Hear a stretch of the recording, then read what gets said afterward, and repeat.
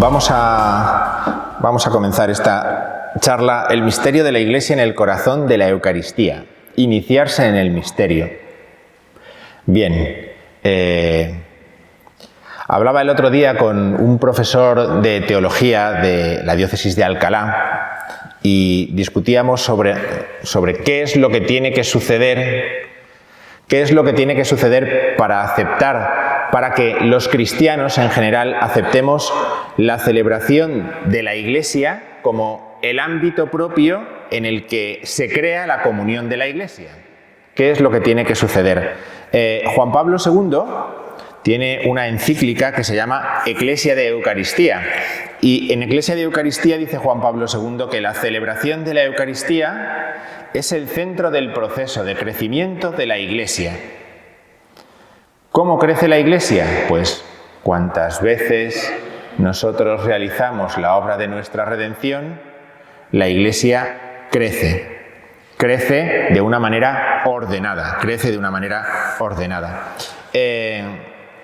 Por lo tanto, celebramos para el crecimiento de la Iglesia, pero el crecimiento de la Iglesia es ordenado.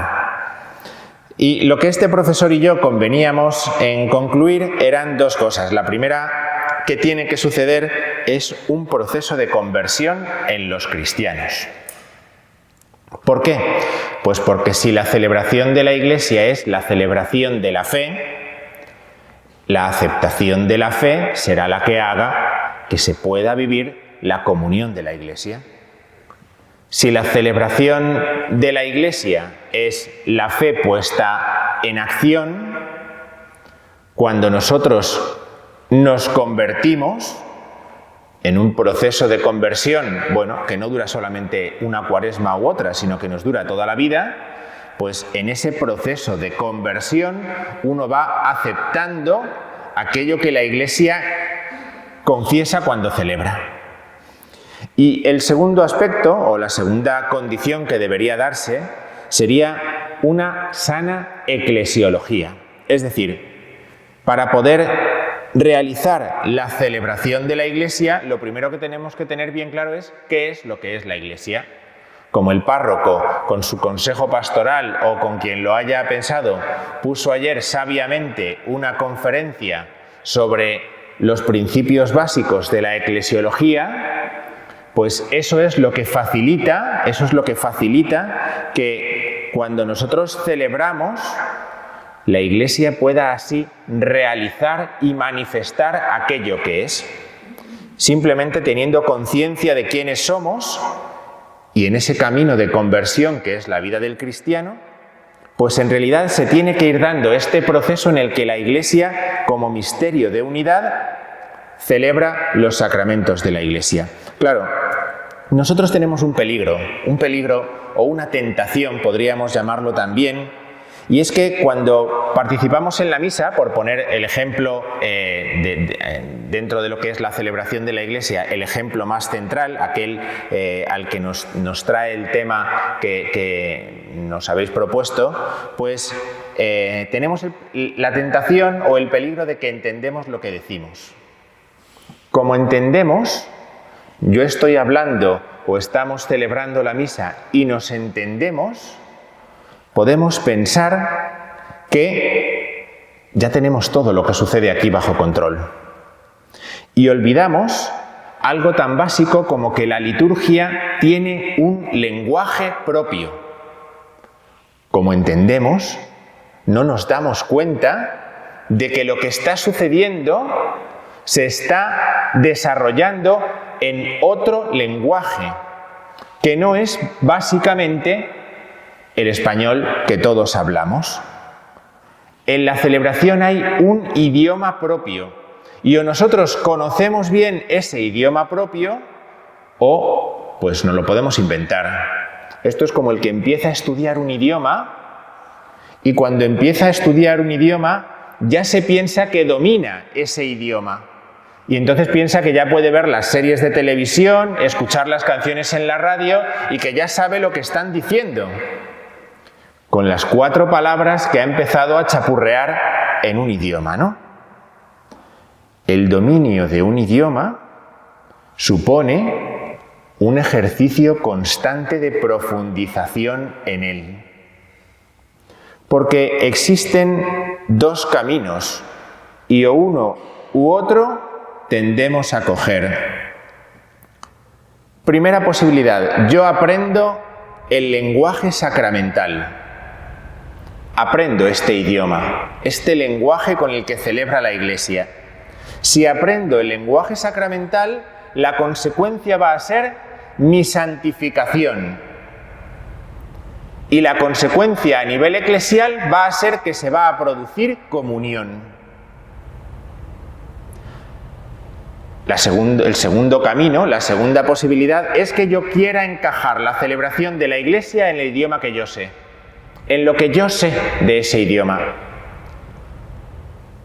Al intentar traducirlo se va a producir un absurdo, porque no tengo la capacidad, el conocimiento suficiente como para traducir lo que la Iglesia está celebrando. La consecuencia a nivel eclesial va a ser el caos. Cada uno hará lo que considere, como considere y de la forma que considere. Y encima habrá que perdonarle porque ha puesto buena voluntad. Cuando Joseph Ratzinger escribe Introducción al cristianismo, comienza contando una anécdota de un filósofo que era Søren Kierkegaard. Y la anécdota que cuenta Kierkegaard es la de un payaso que está en su circo. El circo llega a la ciudad y hay un incendio en el circo. Y el payaso es el enviado por el circo para ir al pueblo a pedir ayuda, porque se está quemando el circo. Cuando el payaso llega al pueblo a pedir ayuda, la gente se ríe, porque dice, mira qué forma más original tiene este payaso de atraernos para que vayamos todos a su circo. Y por más que el payaso trata de explicarle a la gente que de verdad se está quemando su circo, pues lo único que consigue es que la gente valore su actuación, pero no capte el mensaje de verdad que el payaso está tratando de comunicarles. Y saca Ratzinger dos conclusiones a esta anécdota. La primera es, qué difícil es traducir la experiencia de la fe. Qué difícil es traducir la experiencia de creer en Dios de tal forma que los otros puedan creerla. Por eso, qué difícil es este ejercicio de entrar en la celebración de la Iglesia un día, otro día, un año, otro año, toda la vida, y comprender, entrar en lo que la Iglesia está celebrando. Y dice Ratzinger, la segunda consecuencia que podemos sacar es cómo de grande es el poder inquietante de la incredulidad. Es decir, qué fácil nos resulta conformarnos con aquello que nosotros creemos ya y querer adaptarlo todo a lo que nosotros creemos. Querer adaptar la celebración de la misa a lo que yo ya creo, en lugar de intentar ensanchar los horizontes, ¿no? Bien, si la imagen que podría explicar ese deseo de aprender el lenguaje sacramental es la de Pentecostés, la imagen que explicaría tratar de encajar la celebración en lo que yo ya aprendí, eso es Babel. Así que este lenguaje sacramental no es algo aleatorio. Este lenguaje sacramental, que es un don del Espíritu Santo para la Iglesia, es un lenguaje que lo primero que aporta es orden. La celebración de la Iglesia, la celebración de la misa es ordenada. Tiene un sentido, tiene una dirección. Aquellos que participan en ella pueden percibir a dónde va y qué es lo que busca. Esta celebración o este lenguaje, además, lo que ofrece es libertad. Uno viene a la celebración, no tiene necesidad de inventar nada. La libertad lo que le permite es dejarse llevar por la celebración, sabiendo que esa celebración le va a conducir a buen puerto.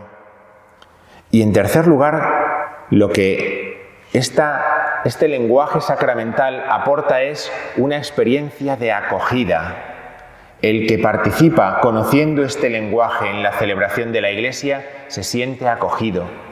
Esté en la iglesia que esté, en la parroquia que esté, en la ciudad del mundo que esté, uno es capaz de percibir esa acogida. Es decir, este lenguaje sacramental crea comunión, crea comunión. ¿Qué comunión? Pues ahora lo vamos a intentar explicar, pero tenemos que tener claro que el hombre no crea el culto. El hombre no crea el culto. Nosotros no creamos la celebración de la Iglesia. Dios se revela y revela cómo quiere ser tratado. Si el hombre crea la celebración, si el hombre crea el culto, el hombre se vuelve el centro del culto. Se mira a sí mismo, lo que uno quiere, no lo que ese lenguaje comunica. Y aquí empiezan los problemas. Ya entra uno en una dinámica insaciable de que la celebración sea lo que yo quiera que sea. Yo ya me he puesto en el centro de la celebración. Seguro que recuerdan también las imágenes del funeral que organizó el gobierno después de la pandemia para las víctimas del COVID. Era un gran círculo cerrado en el que todos miraban hacia el centro donde había un fuego y no sé qué más había allí. En definitiva, el hombre se encierra en sí mismo cuando crea el culto. Cuando crea el culto. Pongo un ejemplo pagano para no meter el dedo en la herida, ¿vale? Pero luego cada uno esto lo puede aplicar convenientemente, ¿no? Bien, Lumen Gentium del Concilio Vaticano II dice en el número 1 que la Iglesia es como un sacramento. Es decir, es una realidad misteriosa porque es a la vez visible e invisible, humana y divina, temporal y permanente. Y su lenguaje, el lenguaje sacramental de la Iglesia, tiene que reflejar esto mismo. Tiene que reflejar esta realidad. Ese lenguaje tiene su origen, su fuente es el misterio de la encarnación. Cristo, lo hemos celebrado ya esta tarde, mañana lo celebraremos, es constituido mediador entre Dios y los hombres. Ha comenzado una relación entre Dios y los hombres, una comunicación entre Dios y los hombres que se realiza, según dice Dei Verbum, por hechos y palabras. Por hechos y palabras, por gestos y palabras, Dios se ha revelado a los hombres en Jesucristo. Y por gestos y palabras ha puesto en comunicación a Dios con los hombres. Y esto lo ha sellado en el misterio pascual, en su muerte, resurrección y ascensión. Aquí es donde ha sellado esto de tal forma que ahora hay una comunicación definitiva entre el cielo y la tierra.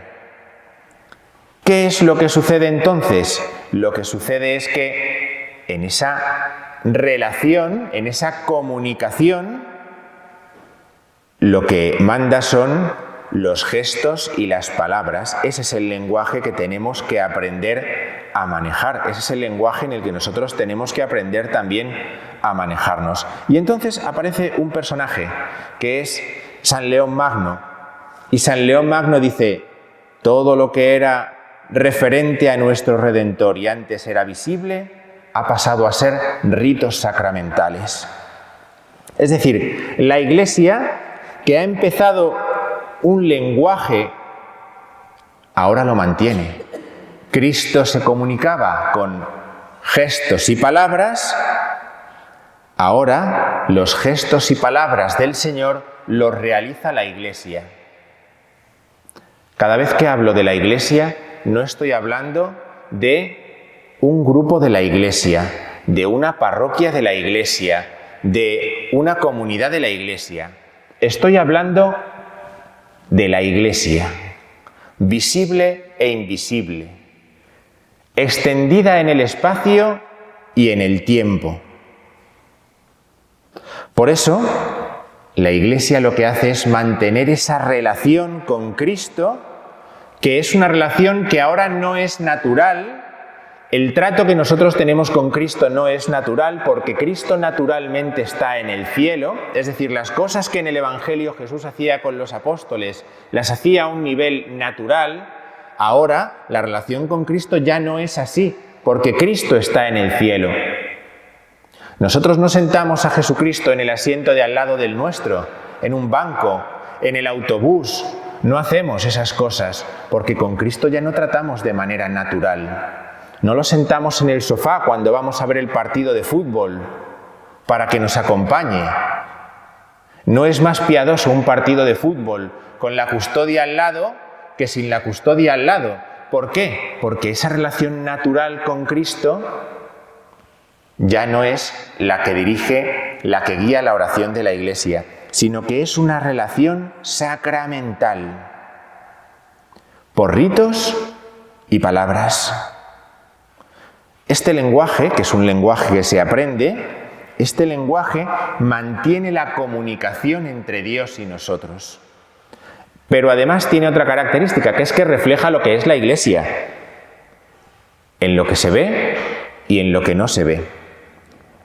Lo que se ve, lo que se oye, lo que se dice en la celebración tiene que reflejar la realidad de la Iglesia, no de mi grupo, de mi comunidad, de mi parroquia, porque quien celebra en la Iglesia quien celebra la liturgia de la Iglesia es el Cristo total, diría San Agustín, la cabeza y el cuerpo, la cabeza y el cuerpo. Es decir, cada vez que celebre la Iglesia tiene que verse, que oírse, que intervenir la cabeza y el cuerpo.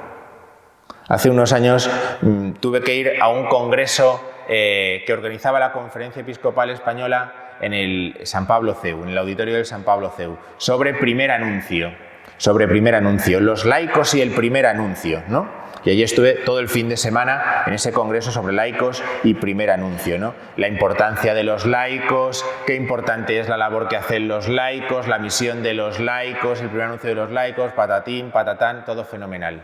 Llega el domingo por la mañana, va a empezar la misa, montan en el estrado de aquel auditorio enorme el altar para celebrar la misa, sube el obispo que presidía la celebración de la Eucaristía y entonces encienden todos los focos del escenario y apagan todos los focos de la nave.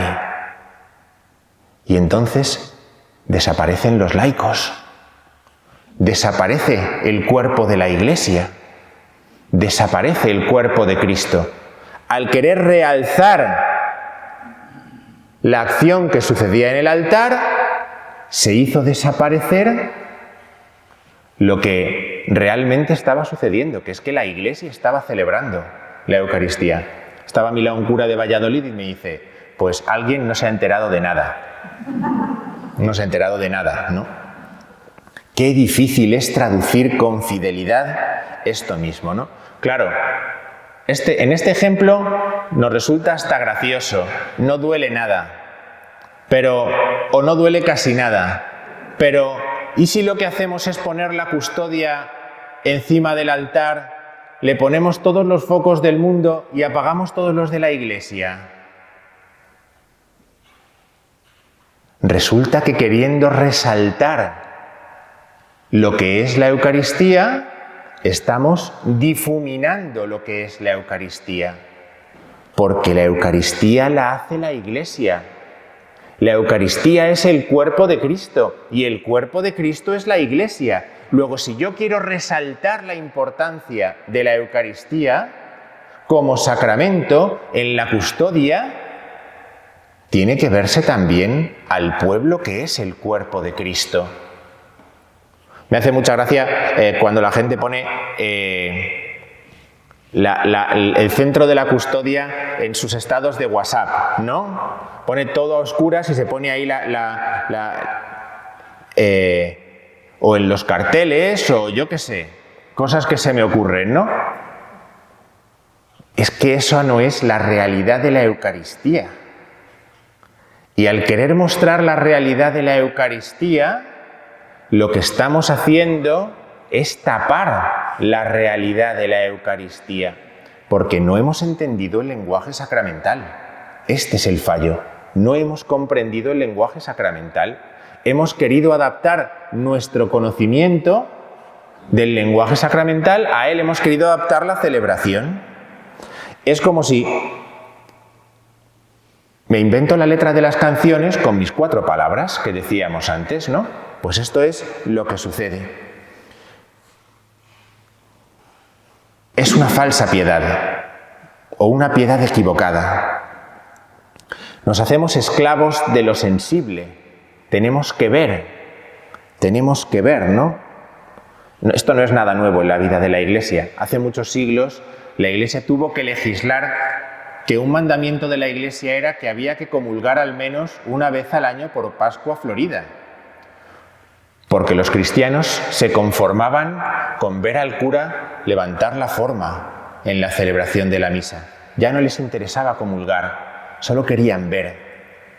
Sin embargo, la Iglesia tuvo que legislar, no, lo central es comulgar.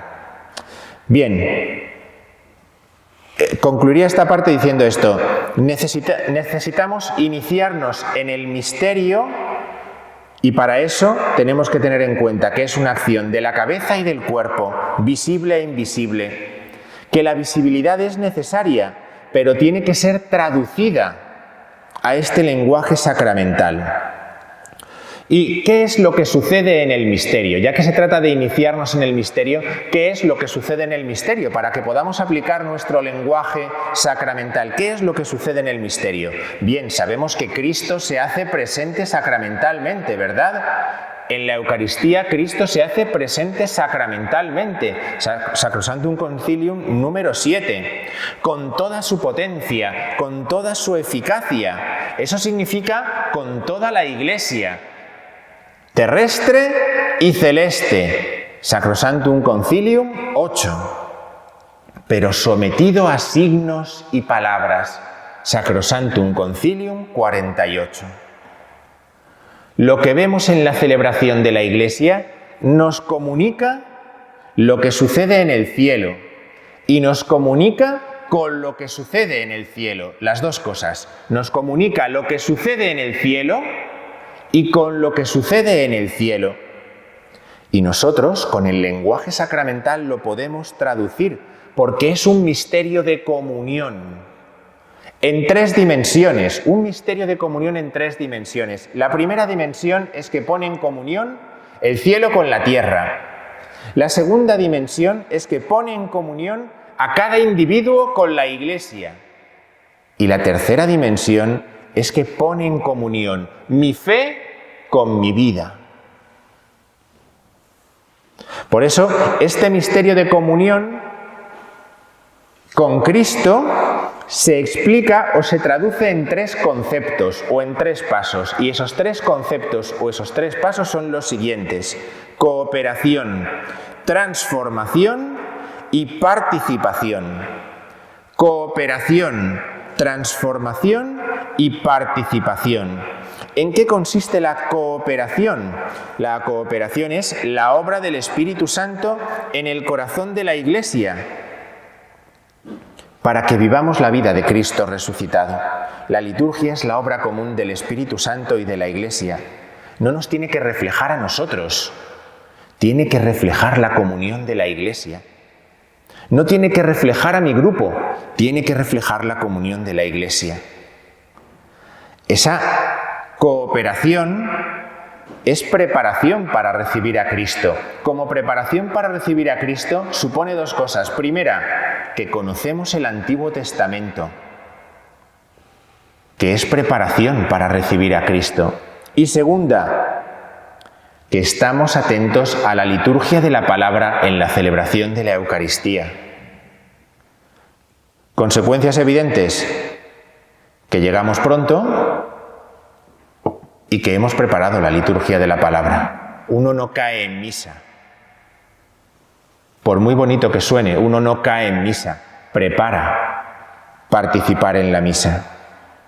La liturgia de la Iglesia me permite así que me comprenda en la Iglesia, me da un marco para entenderme. También esta cooperación nos recuerda el misterio de Cristo. La Iglesia hace memorial del misterio de Cristo. Acabamos de escuchar en misa: al celebrar ahora el memorial de la muerte y resurrección de tu Hijo. Todo buen traductor aquí está recordando la presencia eficaz de Cristo en la celebración. No está sacudiéndose las rodillas de los pantalones que se ha manchado cuando se ha arrodillado, sino que está pendiente de lo que está sucediendo, que es este misterio de hacer memorial. El Espíritu Santo también actualiza el misterio de Cristo. Para esto invoca la presencia del Espíritu Santo 2 veces en cada misa. Te pedimos que santifiques estos dones. Te pedimos humildemente que el Espíritu Santo congregue en la unidad. Congregue en la unidad con la Trinidad. El Espíritu Santo realiza esa comunión con Cristo y con la Trinidad. Para eso es muy interesante escuchar siempre la oración de poscomunión de la misa. La última oración de la misa une lo que hemos celebrado aquí con lo que vamos a hacer después. No tenemos que estar poniéndonos el abrigo, cogiendo el bastón, viendo la hora, sino escuchando una oración que nos pone en comunión con lo que vamos a hacer después. El segundo paso o el segundo concepto sería la transformación. Esa cooperación da lugar a una transformación. La transformación no es un cambio moral automático. Ay, yo es que voy a misa y salgo nuevo. La misa de hoy me ha cambiado. Ya nunca más voy a criticar, ya nunca más voy a hacer esto, nunca más voy a hacer lo otro. No he llegado a la puerta y ya me he metido con el abrigo del que llevo delante. Es decir, la transformación que se da en la celebración de la Iglesia no es un cambio moral automático, es un proceso de santificación, de divinización, como lo queramos decir. ¿Recuerdan la secuencia de Pentecostés? Entra hasta el fondo del alma, divina luz, y enriquécenos. Eso es lo que sucede en la celebración de la Iglesia, que el Espíritu Santo entra hasta el fondo del alma, es decir, a nuestra propia raíz y desde la raíz a todo nuestro ser. Como la savia en las plantas, así hace Dios en nosotros. No va a impulsos, misa, misa, misa, misa. No, Dios entra en la raíz de nuestro ser y a partir de ahí, como la savia va transformando nuestra propia persona. Eso significa que recibimos libertad. Esa comunión con Dios nos hace libres. Significa también que Dios fortalece nuestra personalidad. Cada uno de nosotros tenemos una personalidad. Aunque formemos parte de la misma Iglesia y celebremos lo mismo, cada uno tiene su personalidad. No somos fotocopias de nadie. No tenemos que imitarnos los unos a los otros. Dios no busca eso cuando infunde su Espíritu. Quiere una comunión en la variedad, cada uno distinto, pero creyendo, confesando, celebrando lo mismo. No tenemos que ir todos igualitos a misa para que se vea la comunión. Luego, cuando estemos en misa, vamos a ver la comunión que hay o deja de haber, ¿no? Esa savia que decíamos que obra en nosotros es la naturaleza divina. La naturaleza divina. Ya no soy yo quien vive, dice San Pablo, es Cristo quien vive en mí. Esto es lo que sucede por esa transformación. De ahí nace la ascesis.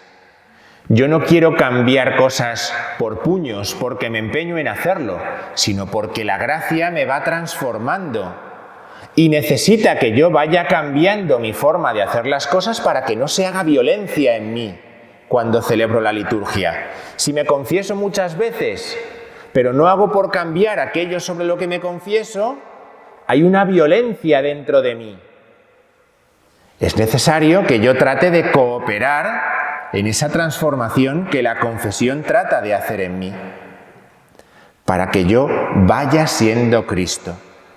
Y el tercer concepto que entra aquí en juego es la participación. La participación. Claro, cuando yo me voy convirtiendo en Cristo va pasando algo. Esa participación, Sacrosanctum Concilium, el misal romano dice 80 veces, tiene que ser plena, consciente y activa. ¿Han oído esta expresión? Hasta aburrirse. La participación es plena, consciente y activa. Sobre todo, dice el misal, en la misa, dice el número 16. En la misa. Aquí un buen traductor comprende lo que pasa en la celebración de la Iglesia. Si estamos unidos a Cristo, ¿qué hace Cristo en la liturgia de la Iglesia, en la celebración de la misa? Ofrecerse al Padre, ¿no? Pues si estamos unidos a Cristo, nuestra participación será hacer visible la ofrenda de Cristo con nuestra propia ofrenda. Está en el número 20 de la ordenación general del misal romano. La liturgia, la celebración de la Iglesia, no es un evento para ratificar lo que somos. Es un evento de ofrecimiento. Es un movimiento de ofrenda para que el que participa en ella coja ese ritmo, ese hábito de ofrecimiento. Dice Jesús en el Evangelio, cuando yo sea elevado sobre la tierra, atraeré a todos hacia mí. Si Él ha sido elevado como ofrenda, somos elevados como ofrenda, participamos de esa ofrenda y la ratificamos con 2 amenes. Por Cristo, con Él y en Él, a ti Dios Padre Omnipotente, en la unidad del Espíritu Santo, todo honor y toda gloria por los siglos de los siglos. Amén, responde la asamblea. La asamblea tiene que responder amén, y bien fuerte, porque significa que la ofrenda de Cristo estamos sumando nuestra propia ofrenda. Y el segundo amén es el de la comunión. El cuerpo de Cristo, amén. La verdadera piedad es la obediencia a las normas de la Iglesia. Y la Iglesia dice que cuando uno va a comulgar lo que tiene que hacer es decir amén. Es el mayor gesto de adoración que tiene la Iglesia, la comunión. El mayor gesto de adoración no es exponer el Santísimo, es comulgar. Porque significa que nos ofrecemos con Cristo. La comunión es fuente y culmen. Pero el mayor gesto de adoración a Dios es recibir a Dios. Tomad y comed. Tomad y comed. Recibo la Eucaristía y la como. Que Él nos transforme en ofrenda permanente. Esto es, ¿no? Esto es. Tenemos que sacarnos de la cabeza que participación es igual que intervención. Son 2 cosas diferentes. Todos se ofrecen, todos participan, algunos intervienen. Son 2 cosas distintas. Y eso hace que nosotros participemos apropiadamente en la celebración de la liturgia, de tal forma que nosotros podamos decir, estoy buscando una cita para leerla bien y no confundirme, aquí. Dice San Agustín, sed lo que veis y recibid lo que sois. Recibid el cuerpo de Cristo, sed el cuerpo de Cristo. Esto que dice San Agustín es magnífico. Pero yo lo complementaría con una afirmación de Juan Pablo II en Mane Nobiscum Domine, que dice, no podemos hacernos ilusiones. Por el amor mutuo y en particular por la atención a los necesitados, se nos reconocerá como verdaderos discípulos de Cristo. En base a este criterio, se comprobará la autenticidad de nuestras celebraciones eucarísticas. Esta frase es dinamita. La autenticidad de lo que hacemos aquí se manifiesta en cómo nos comportamos, fuera. ¿Cómo se realiza este proceso de comunión, este proceso de santificación? En los ritos de la Iglesia. El misal romano está lleno de números que nos hablan de cómo estos ritos nos santifican y nos ponen en comunión. Para empezar, empieza el misal romano diciendo que la misa empieza así: reunido el pueblo cristiano. ¡Qué perspectiva más bonita! La misa empieza cuando está reunido el pueblo cristiano. Nosotros pensamos, si yo tuviera que reempezar la misa cada vez que entra alguien, estaría empezando la misa durante media hora, ¿verdad? Pero reunido el pueblo cristiano, la asamblea se reúne y entonces puede empezar la misa. Eso es significativo. Se traduce claramente como esta es la celebración de la cabeza y del cuerpo. Además, el misal romano nos recuerda, en el número 34, la importancia que tienen los diálogos entre el sacerdote y los fieles congregados. Los diálogos manifiestan la comunión de la Iglesia. Es decir, yo no respondo en misa cuando me apetece y cuando no me apetece que responda otro. Yo no respondo en misa en voz alta cuando tengo más ganas y en voz baja cuando tengo menos ganas. No. Los diálogos manifiestan la comunión de la Iglesia. Y cuando yo respondo bien al sacerdote que ha iniciado un diálogo bien, ayudo a que otros experimenten que estamos en la comunión de la Iglesia. Igualmente dice el misal con las aclamaciones, con las respuestas de los fieles a los saludos del sacerdote. En esa participación lo que hay es comunión. No depende de las ganas que tenga, no depende de lo a gusto que me encuentre, depende de que soy de la Iglesia. Igual sucede con las posturas, en el número 42 de la instrucción del misal. La uniformidad de las posturas que debe ser observada por todos los participantes es signo de la unidad de los miembros de la comunidad cristiana congregados para la Sagrada Liturgia.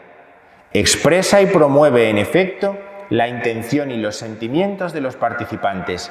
Es decir, si mi intención es ir por libre, me levanto, me siento, me arrodillo, me tumbo cuando a mí me parece. Si mi intención es la de la Iglesia, me someto a lo que manda la Iglesia y a lo que hace la Iglesia. Es más importante la unidad de las posturas que lo que yo siento que tengo que hacer en misa. Lo que yo siento que tengo que hacer en misa se queda en la puertecita.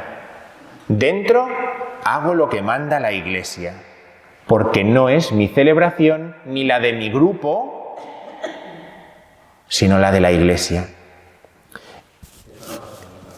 Que eso no pasa nunca, lo digo por si acaso en alguna ocasión, alguna vez ha visto algo de esto, ¿no? Por si alguna vez alguien ha visto algo de esto. Bueno, pues el misal ya preveía que esto pasaba y no debe pasar. Nuestra forma de expresar la comunión de la Iglesia está en que hacemos lo que manda la Iglesia. Recordad esto, la verdadera piedad está en la obediencia a lo que manda la Iglesia. No está en hacer lo que yo siento, sino en hacer lo que manda la Iglesia. Dice el misal referido al canto de entrada, coros. Estando el pueblo reunido, cuando avanza el sacerdote con el diácono y los ministros, se da comienzo al canto de entrada. La finalidad de este canto es abrir la celebración, promover la unión de quienes están congregados e introducir su espíritu en el misterio del tiempo litúrgico o de la festividad. Claro, pero yo quiero cantar. Eso no cuenta. Cuenta reunir a la asamblea. Cuenta lo que estamos celebrando. Eso es lo que cuenta. Igual sucede, por ejemplo, con el canto de comunión. Dice, mientras el sacerdote toma el sacramento, se inicia el canto de comunión, que debe expresar por la unión de las voces la unión espiritual de quienes comulgan, manifestar el gozo del corazón y esclarecer mejor la índole comunitaria de la procesión para recibir la Eucaristía. Si yo canto un canto sobre cómo yo me siento, porque voy a recibir a Jesús, me estoy dejando fuera a todos. Porque tiene que expresar y esclarecer la índole comunitaria de los que comemos lo mismo. ¿Vale?